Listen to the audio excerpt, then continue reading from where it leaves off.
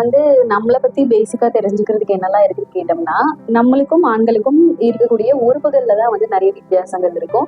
கருப்பை வந்து நம்மளுக்கு 2 ஹார்மோன்கள் வந்து சுரந்துட்டு இருக்கு. ஒண்ணு வந்து ஈஸ்ட்ரோஜன், 2வது வந்து ப்ரொஜெஸ்ட்ரான் அப்படின்னு சொல்லுவாங்க.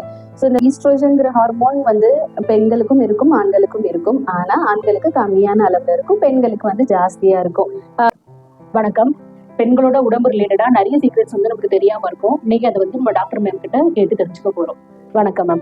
மேம், பெண்களோட பாடியில வந்து பேசிக்ஸா நாங்க என்ன மேம் தெரிஞ்சுக்கலாம்? வணக்கம். நம்ம வந்து நம்மளை பத்தி பேசிக்கா தெரிஞ்சுக்கிறதுக்கு என்னெல்லாம் இருக்குன்னு கேட்டோம்னா, நம்மளுக்கும் ஆண்களுக்கும் இருக்கக்கூடிய உறுப்புகள்ல தான் வந்து நிறைய வித்தியாசங்கள் இருக்கும். அதுல முக்கியமா நம்மளுக்கு வந்து ஆண்களுக்கும் சரி பெண்களுக்கும் சரி தைராய்டு வந்து இருக்கு. பட் இது தாண்டி ஸ்பெஷலா ஒரு உறுப்பு இருக்கு, நம்ம எல்லாருக்குமே தெரிஞ்சது. அது வந்து நம்மளோட கர்ப்பப்பை. இதை தாண்டி வந்து கருமுட்டை இருக்கு, ஃபலோப்பியன் டியூப் வந்து இருக்கு. ஸோ இது எல்லாத்தையுமே இயக்குறதுக்கு வந்து ஒரு 2 ஹார்மோன்ஸ் வந்து இருக்கு. ஸோ இது எல்லாமே சேர்ந்துதான் நம்மளை வந்து பெண்களை வந்து இயக்கிட்டு இருக்கு. ஸோ இவ்வளோ இயக்கங்களுக்கு பின்னாடி வந்து நம்மளுக்கு ஒரு ஸ்ட்ரென்த் இருக்கு அப்படின்னு கேட்டோம்னா, ஸோ நம்மளுக்கு நம்மளோட பலமும் சரி, நம்மளோட என்டையர் சிஸ்டமே வந்து எக்ஸாம்பிளுக்கு வந்து நம்ம ஸ்கின் வந்து க்ளோவா இருக்கிறதோ, இல்ல நம்மளோட தலைமுடி எப்படி இருக்கணும், நம்மளோட உடம்பு டைப் வந்து என்ன மாதிரி இருக்கணும், ஸ்ட்ரக்சர் என்ன மாதிரி இருக்கணுங்கிறது எல்லாமே டிசைட் பண்றது வந்து நம்மளுடைய இந்த உறுப்புகள் தான். மேம், யூட்ரஸ் பத்தி சொன்னீங்க, நம்மளுக்கு ஸ்பெஷலா இருக்கு அப்படின்னு. அது ஏதாவது ஹார்மோன்ஸ் ஏதாவது வந்து உற்பத்தி பண்ணுமா மேம்? முக்கியமா வந்து கருப்பை வந்து நம்மளுக்கு 2 ஹார்மோன்கள் வந்து சுரந்துட்டு இருக்கு. ஒண்ணு வந்து ஈஸ்ட்ரோஜன், 2வது வந்து ப்ரொஜெஸ்ட்ரான் அப்படின்னு சொல்லுவாங்க. ஸோ இந்த 2 ஹார்மோன்களுமே நம்மளுக்கு வந்து சமமான நிலையில இருக்கணும். ஏன் அப்படின்னு கேட்டோம்னா, இதுதான் நம்மளுக்கு வந்து கரெக்டா கருமுட்டை வந்து ரிலீஸ் ஆகுறதுக்கும் இல்ல மெச்சூர் ஆகுறதுக்கும், இதுக்கு பேர் வந்து ஓவல்யூஷன் அப்படின்னு சொல்லுவாங்க. ஸோ இந்த ப்ராசஸ் நடக்கிறதுக்கு, அதே மாதிரி ஒரு கரு வந்து இந்த யூட்ரஸ்ல தங்கி இருக்கு அப்படின்னா அதனுடைய வளர்ச்சிக்குமே வந்து இந்த ப்ரொஜெஸ்ட்ரான் அப்படிங்கிற ஹார்மோன் வந்து உதவி பண்ணும். ஸோ 2 ஹார்மோன்களுமே நம்மளுக்கு வந்து சமநிலையில இருக்கணும். அப்போதான் நம்மளுடைய பீரியட்ஸ் சைக்கிள் வந்து ரெகுலரா இருக்கும். நான் அகைன் சொன்ன மாதிரி நம்மளோட ஸ்கின் வந்து க்ளோயிங்கா இருக்கும், ஹேர் வந்து ரொம்ப நல்லா இருக்கும். ஸோ இது எல்லாமே வந்து முக்கியமா நம்மளோட எனர்ஜி. ஸோ இது வந்து நம்ம நிறைய பேர் பார்த்துருப்போம், நல்லா எனர்ஜெட்டிக்கா பிரிஸ்கா ஆக்டிவா இருப்பாங்க. முக்கிய காரணம் வந்து இந்த ஹார்மோன்கள் தான். மேம், ஹார்மோன்ஸ் பத்தி சொன்னீங்கல்ல, இந்த ஹார்மோன் வந்து பெண்களுக்கு மட்டும்தான் இருக்குமா இல்ல ஆண்களுக்கும் இருக்குமா? ஈஸ்ட்ரோஜன்ங்கிற ஹார்மோன் வந்து பெண்களுக்கும் இருக்கும், ஆண்களுக்கும் இருக்கும். ஆனா ஆண்களுக்கு கம்மியான அளவுல இருக்கும், பெண்களுக்கு வந்து ஜாஸ்தியா இருக்கும். ஸோ இது வந்து முக்கியமா யூட்ரஸ் ரிலேட்டடா தான் இந்த ஹார்மோன் நம்மளுக்கு உதவி பண்ணுமான்னு கேட்டா கண்டிப்பா இல்ல. இதை தாண்டி நம்மளோட எலும்பு மஜைகள்ல நம்மளுடைய ரெட் பிளட் செல்ஸை வந்து உருவாக்குறதுக்குமே இந்த ஈஸ்ட்ரோஜன் வந்து பெரிய ஹெல்ப் வந்து நம்மளுக்கு பண்ணிட்டு இருக்கு. ஸோ இதுதான் வந்து நம்மளுக்கு எந்த அளவுக்கு நம்மளுக்கு ரத்த சோகை இருக்கு, இல்ல பிளட் ரிலேட்டடான பாதிப்புகள் ஏதாவது இருக்கா இல்லையாங்கிறதுமே தீர்மானிக்கிறதுக்கு இந்த ஹார்மோன் வந்து நம்மளுக்கு உதவி பண்ணும். இப்போ ஹார்மோன் பத்தி பேசிட்டு இருந்தோம் மேம். இது இம்பேலன்ஸ் ஆச்சு அப்படின்னா நம்மளுக்கு என்னெல்லாம் நடக்கும்? இப்போ நீங்க கேட்ட மாதிரி வந்து ஹார்மோன் எல்லாமே வந்து இம்பேலன்ஸ் ஆகுதுன்னா என்ன ஆகுதுன்னா, முக்கியமா நம்மளுடைய என்டையர் சிஸ்டமே வந்து இம்பேலன்ஸ் ஆகிட்டே தான் இருக்கும். எந்த இடத்துல வந்து ஒரு பேலன்ஸ் இல்லையோ அங்க கண்டிப்பா ஒரு தடுமாற்றம் இருக்கும். ஒரு வண்டியே வந்து பேலன்ஸ் இல்லாம போயிட்டு இருக்குன்னா ஒரு தடுமாற்றம் ஏற்பட்டு அதனால சில விளைவுகள் ஏற்படுற மாதிரியே நம்மளோட உடல்லையும் இந்த ஹார்மோன்கள் வந்து சமநிலையில இல்லாம போகும்போது சின்ன சின்ன மாற்றங்கள் வந்து ஏற்பட்டுட்டு தான் இருக்கும். எக்ஸாம்பிளுக்கு இப்ப நம்மளுக்கு வந்து ஒரு தைராய்டு ஹார்மோன் வந்து இம்பேலன்ஸ்டா இருக்கு அப்படிங்கும் போது நம்மளுக்கு வெயிட் கெயின் ஆகலாம், ஹேர் ஃபால் ஆகலாம், நம்மளுக்கு ரொம்ப டயர்டா ஃபீல் பண்ணலாம், சில சமயம் வந்து பசி உணர்வு இல்லாம போகலாம், தூக்கம் வந்து பாதிப்படையும். இந்த மாதிரி நம்மளோட அன்றாட ரொட்டீன்ஸே வந்து டிஸ்டர்ப் ஆகிட்டே இருக்கும். நம்மளுடைய இந்த ஈஸ்ட்ரோஜன் ப்ரொஜெஸ்ட்ரான் ஹார்மோன் வந்து இம்பேலன்ஸ்டா இருக்கும் போது சில பேருக்கு வந்து நீர்க்கட்டிகள் வருது, இன்னும் சில ஹார்மோன்கள் ரிலேட்டடான தொந்தரவுகள் வந்து வந்துட்டே இருக்கும். முக்கியமா இது எது டிஸ்டர்ப் பண்ணிட்டே இருக்கும்னா நம்மளோட டெய்லி லைஃப் ரொட்டீனை தான் இது வந்து பாதிப்புக்குள்ளாகிட்டே இருக்கும். டெய்லி லைஃப் ரொட்டீனா நம்மளோட பசி, தண்ணி தாகம், தூக்கம், நம்மளுடைய உடல் எடை, ஸோ இது எல்லாமே வந்து கண்டிப்பா டிஸ்டர்ப் ஆகும். பெண்கள் வந்து பீரியட்ஸ் டைம்ல ரொம்ப மூட் ஸ்விங்கா இருக்காங்க, மைண்ட் வந்து ஒரு ஸ்டேபிளாவே இருக்க மாட்டேங்குது, அந்த மாதிரி சொல்றாங்கல்ல, இது எதனால மேம்? இப்போ நீங்க சொன்ன மாதிரி வந்து நம்மளுக்கு நம்மளோட ஹார்மோன் அப்படிங்கிறதே வந்து ஒரு கெமிக்கல் மெசஞ்சர் அப்படின்னு சொல்லலாம். அப்படின்னு என்னன்னா, நம்ம ஒரு தகவலை வந்து நம்மளுடைய பிரெயின் வந்து நம்மளுடைய உறுப்புகளுக்கு வந்து சென்ட் பண்ணுது, அதனால அது சில ஆக்டிவிட்டிஸ் வந்து பண்ணிட்டு இருக்கு. ஸோ இது இன்னும் சிம்பிளா சொல்லணும் அப்படின்னா, நம்ம வந்து ஒரு வாட்ஸ்அப்லயோ இல்லை மொபைல்லையோ வந்து ஒரு மெசேஜ் சென்ட் பண்ற மாதிரி நம்ம நினைக்கிற ஒரு மெசேஜை டைப் பண்றோம், அதை நம்ம சென்ட் பண்றோம், அது யாருக்கு போய் சேரணுமோ அது சேருது. ஸோ இந்த தகவல்கள் வந்து பரிமாறுற இடத்துல ஏதாவது வந்து டிஸ்டர்பன்சஸ் ஏற்படுது அப்படிங்கும் போது நம்ம எதிர்பார்க்கக்கூடிய விஷயங்கள் வந்து நடக்காம போகலாம். எக்ஸாம்பிளுக்கு நம்ம நல்ல ஹாப்பியா இருக்கும் போது, நம்ம மனசளவுல ரொம்ப சந்தோஷமா இருக்கும் போது ஹாப்பி ஹார்மோன்ஸ் வந்து சுரக்க ஆரம்பிக்கும். பட் இந்த ஹார்மோன்களுடைய அளவுகள் வந்து இன்பேலன்ஸ்டா இருக்கும் போது முக்கியமா வந்து ஈஸ்ட்ரோஜன் அப்படிங்கிற ஹார்மோன் வந்து நம்மள ரொம்ப ஆக்டிவா எனர்ஜெட்டிக்கா பிரிஸ்கா வச்சுக்கிறதுக்கு உதவி பண்ணும். இது வந்து நம்மளுக்கு முதல் 15 நாட்கள்ல வந்து நடக்கும். அதுதான் வந்து ஓலேஷன் டைம்னு சொல்லுவோம். ஸோ இது கரெக்டா 15வது நாள் கழிச்சு பீரியட்ஸ்க்கு கடைசி 2 வாரங்கள்ல அவங்க எப்படி இருப்பாங்கன்னா, அவங்களுக்கு இந்த ஹாப்பி ஹார்மோன்ஸோடைய கெமிக்கல்ஸ் வந்து கொஞ்சம் கம்மியா சுரக்க ஆரம்பிக்கும். இதனால அவங்களுக்கு கோபம், பயம், எரிச்சல், ஒரு இன்ட்ரெஸ்ட் இல்லாத மாதிரியான ஒரு உணர்வு, இல்லை எதுலையுமே வந்து கவனம் செலுத்த முடியாம போறது, இந்த மாதிரியான அறிகுறிகள் வந்து ரொம்ப காமனா இருக்கும். இதுக்கு காரணமுமே வந்து அந்த ஹார்மோனுடைய அளவுகள் வந்து கம்மியாகிறதுனாலதான். ஸோ மேக்சிமம் எல்லா ஹார்மோன்களுமே சமநிலையில இருக்கு. அதனுடைய வேலைகளை சரியா பாக்குது அப்படின்னா நம்மளுக்கு எந்த ப்ராப்ளமே கிடையாது. ஸோ இந்த அறிகுறிகளை வந்து ப்ரீ மென்ஸ்ட்ருவல் சிண்ட்ரோம் அப்படின்னு சொல்லுவாங்க. இது சில சமயம் எல்லாருக்குமே காமனா இருக்கணும் அப்படின்னு அவசியம் கிடையாது. பட் எந்த இடத்துல இது ரொம்ப அதிகமா போகுதோ அப்ப நம்ம அங்க கவனம் செலுத்தியே ஆகணும். ரொம்ப தேவைக்கு அதிகமான கோவம் வருது, அதிகமான எரிச்சல் வருது, எப்பவுமே வந்து மூட் ஸ்விங்ஸ் ரொம்ப ஜாஸ்தியா இருக்குன்னா நம்ம கண்டிப்பா அதை கான்சென்ட்ரேட் பண்ணணும். தேவையான கன்சல்டேஷன்ஸ் எடுத்துக்கிறது ரொம்ப நல்லது. அந்த பிரஸ்ட்ல வந்து குட்டி குட்டி லம்ஸ், அதுக்கப்புறம் தைராய்டு, இந்த மாதிரி எல்லாம் வருதுலாம் மேம். இதுக்கும் ஹார்மோன்ஸ்க்கும் எதுவும் சம்மந்தம் இருக்கா? நம்மளுக்கு அந்த முதல் 15 நாள் வந்து ஈஸ்ட்ரோஜன்ங்கிற ஹார்மோன் வந்து நம்மளுக்கு ஓவலேஷனுக்கு ஹெல்ப் பண்ற மாதிரி நம்மளோட மார்பகங்களையுமே வந்து தயார்படுத்திட்டு இருக்கும். ஏன்னா ஒரு மாசமே நம்மளோட கர்ப்பை என்ன நினைச்சுக்கோம்னா நம்ம இது வந்து குழந்தைக்காக தயாராகிறோம் அப்படிங்கறது தான் அது திங்க் பண்ணும். ஸோ அப்ப அது என்ன செய்யும்னா பிரஸ்டையும் வந்து தயார்படுத்திட்டு இருக்கும். ஸோ இது ரொம்ப சில பேருக்கு வந்து பெயின் இருக்கும். பட் வந்து பீரியட்ஸ் வந்து உடனே அவங்களுக்கு அந்த பெயின் வந்து செட்டில் ஆயிடும்.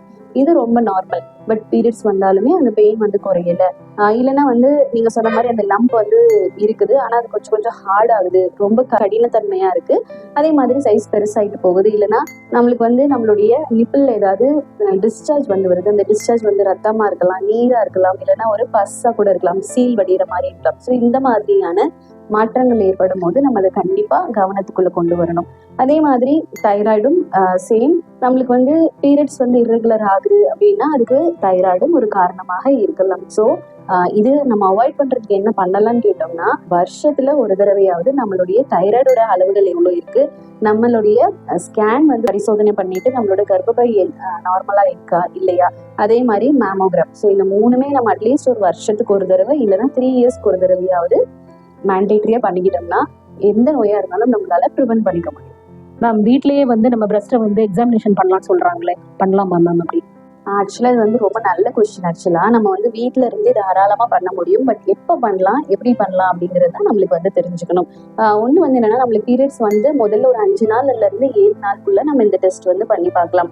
பீரியட்ஸ் டைம்லயோ இல்ல பீரியட்ஸ்க்கு முன்னாடியோ நம்ம இதை வந்து கண்டிப்பா பண்ணக்கூடாது. பீரியட்ஸ் வந்து முடிஞ்சு ஒரு 1 வீக்ல நம்ம வந்து பண்ண ஆரம்பிக்கலாம். நம்ம கண்ணாடி முன்னாடி உட்கார்ந்து பண்ணலாம், இல்லைன்னா நின்றுட்டு பண்ணலாம், இல்லைன்னா நம்ம குளிக்கும் போது ஷவர்ல நின்றுட்டு கூட பண்ணலாம். ஸோ இந்த 3 விதத்துல நம்ம பண்ணலாம். ஸோ நம்ம எப்போ வந்து லெஃப்ட் சைடு பிரஸ்ட் வந்து நம்ம டெஸ்ட் பண்ண போறோம் அப்படின்னா, லெஃப்ட் சைடு கையை வந்து நம்மளோட தலைக்கு பின்னாடி வச்சுட்டு அதுக்கப்புறமா நம்மளோட ரைட் கையை யூஸ் பண்ணி நம்ம வந்து பிரஸ்ட் வந்து பரிசோதனை பண்ண போறோம். ஸோ இதுக்கு வந்து ஒன்றும் இல்லை, நம்ம சிம்பிளா ஒரு 4 விஷயங்கள் மட்டும் பார்க்க போறோம். ஒன்று வந்து நம்ம பிரஸ்டோட கலர் வந்து எப்படி இருக்கு, நம்மளோட பிரஸ்டோட ஸ்கின் வந்து எப்படி இருக்கு, 3வது வந்து சைஸ் எப்படி இருக்கு. ஸோ போன மாசம் இருந்ததுக்கும் இந்த மாசத்துடைய சைஸ் எப்படி இருக்கு. அடுத்தது ஏதாவது மாற்றங்கள் இருக்கான்னு பார்க்கணும். அந்த மாற்றங்கள்ல வந்து நீங்க சொன்ன மாதிரி ஏதாவது லம்ப் இருக்கா, அந்த லம்ப் வந்து சின்னதா இருக்கா இல்ல பெருசா இருக்கா, இல்ல தொட்டு பார்க்கும் போது தண்ணியா இருக்கா இல்ல கடினமா இருக்கா அப்படின்னு பார்க்கலாம். அதே மாதிரி நம்மளுக்கு வந்து அது மூவ் ஆகுதா இல்ல ஒரே இடத்துல இருக்கா அப்படின்னும் பார்க்கலாம். நம்மளுடைய நிப்பிள்ல இருந்து ஏதாவது டிஸ்சார்ஜஸ் வருதா அப்படிங்கறத செக் பண்ணலாம். ஸோ இதுல ஏதாவது மாற்றங்கள் இருக்கிற மாதிரி நம்ம ஃபீல் பண்றோம்னா கண்டிப்பா இம்மீடியட்டா போய் ஒரு கன்சல்டேஷன் எடுத்துக்கிறது ரொம்ப ரொம்ப அவசியமான ஒரு விஷயம். ஸோ நம்ம வந்து சில சமயம் ரொம்ப பெரிய நோய்களை ஒன்றும் இல்லை அப்படின்னு சொல்லிட்டு இக்னோர் பண்ணிடுவோம். இல்லை அப்படின்னா சின்ன விஷயத்தையும் ரொம்ப பெருசா நினைச்சிட்டு பயப்பட ஆரம்பிச்சிடும். ஸோ இந்த 2 விஷயங்களுமே, சந்தேகத்தையும் சரி பயத்தையும் சரி, நம்ம அவாய்ட் பண்ணணும் அப்படின்னா கண்டிப்பா கன்சல்டேஷன் எடுத்துக்கிறது ரொம்ப ரொம்ப நல்லது. மேம் இவ்வளவு நேரம் நம்ம பீரியட்ஸ் பத்திலாம் பேசிட்டு இருந்தோம்ல, இந்த பீரியட்ஸ் வந்து ஹெல்த்தியா இருக்கணும் அப்படின்னா நம்ம என்ன சேஞ்சஸ் வந்து கொண்டு வரலாம்? ஆக்சுவலா நீங்க சொன்ன மாதிரி நம்ம எப்பவுமே பீரியட்ஸ் வந்ததுக்கு பிறகுதான் நம்ம வந்து அதுக்கான ஸ்டெப்ஸ் வந்து எடுத்துட்டு இருப்போம். பட் என்னோட பேஷண்ட்ஸ்க்கு நான் யூஸ்வலா கொடுக்குற ஒரு சின்ன விஷயம் என்ன அப்படின்னா, நம்மளுக்கு பீரியட்ஸ் வருதுன்னா அதுக்கு 1 வாரத்துக்கு முன்னாடில இருந்தே நம்ம அதுக்காக தயாராகிக்கணும். ஸோ நமக்கு மேக்ஸிமம் வந்து தெரியும் எந்த டேட்ல நம்மளுக்கு பீரியட்ஸ் வர போகுது அப்படிங்கிறது. ஸோ அதுக்கு நம்ம 1 வீக் முன்னாடி ப்ரிப்பேர் பண்ணணும். என்னெல்லாம் பண்ணலாம் அப்படின்னா, கண்டிப்பா 1 வாரத்துக்கு முன்னாடி நம்மளோட உடம்பு சூடை வந்து கம்மி பண்றதுக்கு பிளான் பண்ணணும். ஸோ அதுக்கு என்னெல்லாம் பண்ணலாம்னா, நம்ம முடிஞ்ச வரைக்கும் ஒரு இளநியோ இல்ல மோரோ இல்லைன்னா வெந்தய தண்ணி வந்து தினசரி இந்த ஒரு வாரத்துக்கு முன்னாடி தினசரி எடுத்துக்கிறது ரொம்ப ரொம்ப நல்லது. முடிஞ்ச வரைக்கும் நம்மளோட உடம்பு நல்லா ஹைட்ரேட்டடா வச்சுக்கணும். நிறைய ஒரு மினிமம் 2 லிட்டர் தண்ணியாவது நம்ம கண்டிப்பா குடிச்சுக்கணும். ஸோ இது எல்லாமே லிக்விட்ஸ். ஸோ ஃபுட்டில் என்னெல்லாம் எடுத்துக்கலாம்னு கேட்டிங்கன்னா, கண்டிப்பா நம்ம வந்து ஃபுட்டில் ஒன்று அயன் இருக்கணும், 2வது ப்ரோட்டீன் இருக்கணும். அயனுக்கு நம்ம எல்லாருக்குமே தெரியும், நம்மளுக்கு வந்து மாதுளம்பழத்துல இருக்கு, பேரிச்சம்பழத்துல இருக்குது, அப்புறமா கீரை வகைகள்ல இருக்கு. ஸோ இந்த மாதிரியான அயன் சத்து நிறைந்த உணவுகள் வந்து கண்டிப்பா எடுத்துக்கணும். அதே மாதிரி பயிர் வகைகள் தினசரி ஏதாவது ஒரு பயிர் வந்து வேக வச்சு எடுத்துக்கலாம். இது வந்து சுண்டலா இருக்கலாம், கொண்டைக்கடலையா இருக்கலாம், வேர்க்கடலையா இருக்கலாம், பச்சை பயிரா இருக்கலாம். இது நம்ம 1 வீக்குக்கு முன்னாடி இந்த டயட் ரொட்டீன் வந்து ஃபாலோ பண்ண ஆரம்பிக்கிறோம் அப்படின்னாலே நம்மளோட பீரியட்ஸ் டைம்ல வந்து நம்மளுக்கு ஏற்படக்கூடிய டென்ஷன்ஸ் வந்து கொஞ்சம் குறைய ஆரம்பிக்கும். ஸோ இது மட்டும் இல்லாம முக்கியமான ஒரு விஷயம் என்னன்னா நல்ல தூக்கம். ஸோ 1 வீக்கு முன்னாடியில இருந்தே கண்டிப்பா ஒரு 9:30 to 10 o'clock குள்ளாரையாவது நம்ம தூங்கிடணும். மினிமம் ஒரு 7 to 8 மணி நேரம் தூக்கம் நம்மளுக்கு இருக்கு அப்படின்னாலே அது நம்மளோட பீரியட்ஸ் கண்டிப்பா ஹெல்த்தியா வச்சுக்கிறதுக்கு ஹெல்ப் பண்ணும். Okay ma'am. ஸ்ட்ரெஸ்ஸை வந்து நம்ம எப்படிலாம் கண்ட்ரோல் பண்ணலாம் மேம்? மேக்ஸிமம் 95% ஆஃப் மக்களுக்கு வந்து ஸ்ட்ரெஸ் இருக்கு. ஸோ ஸ்ட்ரெஸ் இல்லாத வாழ்க்கை அப்படின்னு கண்டிப்பா இல்லை. பட் நம்ம வந்து பீரியட்ஸ் ரிலேட்டடா பேசிட்டு இருக்கிறதுனால மேக்ஸிமம் வந்து நம்மளுக்கு ஒரு 3 விஷயம் நம்மளுக்கு ஹெல்ப் பண்ண இருக்கும். ஒன்று வந்து என்னன்னா பென் டவுன்.